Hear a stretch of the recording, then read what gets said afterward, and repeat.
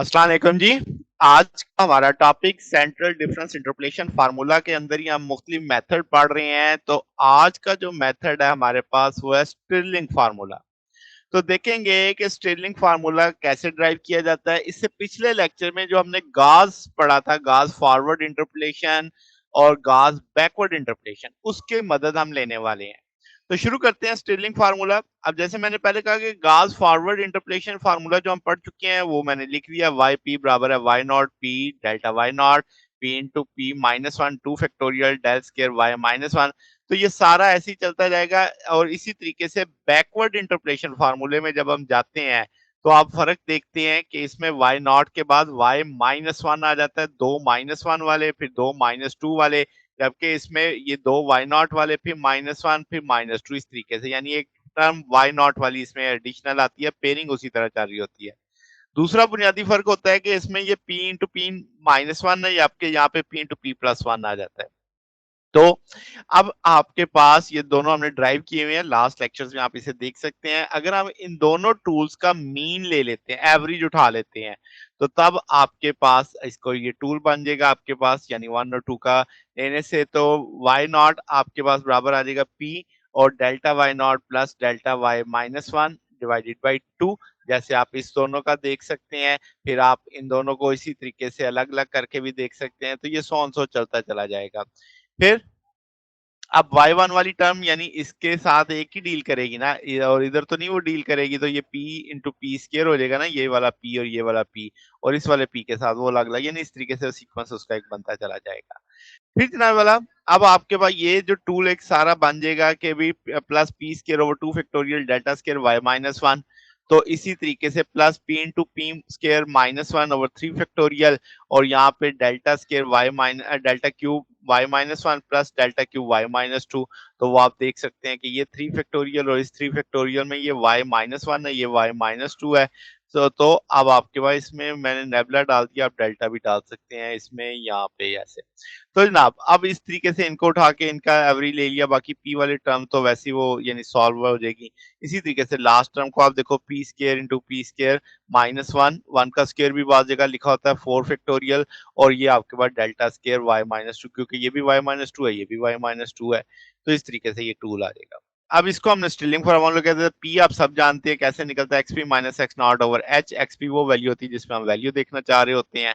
अब इसमें जो सेंट्रल डिफरेंस नोटेशन आती है, जो थ्री ये टूल बना है, इसमें अगर आप इसको थोड़ा सा अरेंज करके लिख दें, यानी कि इस सारे को जैसे मैंने यहाँ पे लिखा one by two delta Y naught delta Y minus one, तो आप जब इस सारे को लिखोगे तो ये म्यू आपके बाद डेल्टा वाई नॉट के बराबर लिख दिया। तो यही चीज आप देखो मैंने रिप्लेस की है यहाँ पे, ये वाली। फिर इसी तरीके से यहाँ पे वन बाई टू है कि वो आपके पास delta Q Y minus one और delta Q Y minus two, इसकी जगह भी आप mu delta Q Y naught लगा सकते हैं, तो वो मैंने वैल्यू लगाई यहाँ पे। तो इस तरीके से भी इसे रिप्लेस किया जा सकता है। आप मुख्तलिफ किताबों में इस तरह भी इसे लिखा हुआ देखेंगे, तो अब आपको समझना है कि ये चीज इससे रिप्लेस हुई है।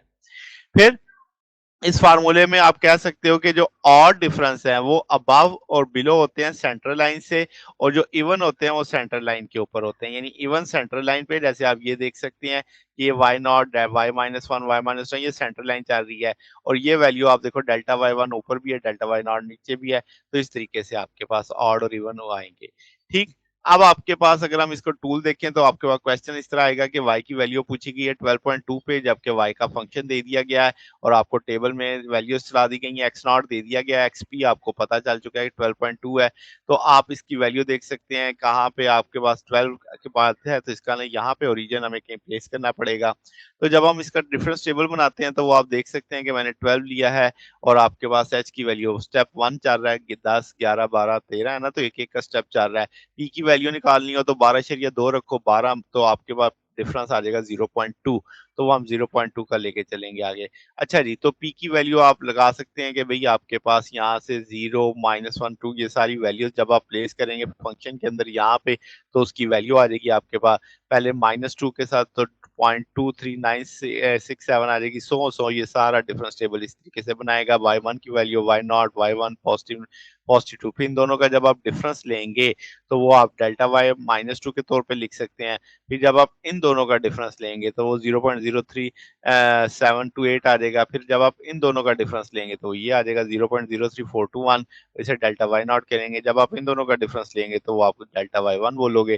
फिर फर्दर इन दोनों का डिफरेंस उठा लो तो वो माइनस में आ जाएगा आपके पास -0.0365। फिर इन दोनों का डिफरेंस उठा लो तो वो आ जाएगा माइनस में 0.00307 आ जाएगा। फिर इन दोनों का डिफरेंस उठा लो वो भी माइनस में आ जाएगा। फिर जब आप इन दोनों का डिफरेंस उठाओगे तो वो 0.0058 आ जाएगा। इन दोनों का डिफरेंस उठाओगे तो ये 0.0045 आ जाएगा। माइनस के साथ इन दोनों का डिफरेंस उठाएंगे तो ये आ जाएगा। अब ये पूरा टेबल आपने ले लिया। अब अगर हम इसमें वैल्यू देखते हैं कि x की वैल्यू हमने रखी थी 12.2 x p की और p 0.2 आया था, तो p लाई कर रहा है -1/4 और 1/4 के अंदर, यानी -0.25 और 0.25 के बीच में। यानी अगर आप यहाँ से देखें तो ये इसके बीच में और आपके पास इसके बीच में लाई कर रहा है। तो अब आपके पास इसको हम वैल्यूज प्लेस कर सकते हैं और टूल हमने बना लिया था। अब सारी वैल्यूज हमें मालूम है। तो इसके अंदर ये देखो वाई नॉट की वैल्यू आ गई आपके पास 0.31 के साथ। तो अब आपने उसको यानी ये वाला इनिशियल वैल्यू रखी थी ना, तो वाई नॉट आपने वो प्लेस कर दी इस जगह पे वैल्यू। फिर पी की वैल्यू 0.2 है, डिवाइडेड बाई 2 आ जाएगा और फिर डेल्टा वाई -1 डेल्टा वाई -2 की वैल्यू मौजूद है। इस तरीके से सारी वो वैल्यूज प्लेस हो जाएंगी। इन सबको सिंपल न्यूमेरिकली सॉल्व किया जा सकता है तो 0.32497 आ जाएगा। तो इस तरीके से हम इसे सॉल्व कर सकते हैं। तो ये हमारे पास जनाब आज का टॉपिक था। अगर आपको इसमें कोई बात पूछनी हो, डाउट हो तो नीचे कमेंट्स में पूछ सकते हैं। वीडियो अच्छी लगी हो तो वीडियो को लाइक कीजिएगा, दोस्तों के साथ शेयर कीजिएगा, चैनल को सब्सक्राइब कर दीजिएगा। अब तक के लिए इतना ही, बकिया इंशाल्लाह फिर नेक्स्ट देखेंगे। ओके, अल्लाह हाफिज।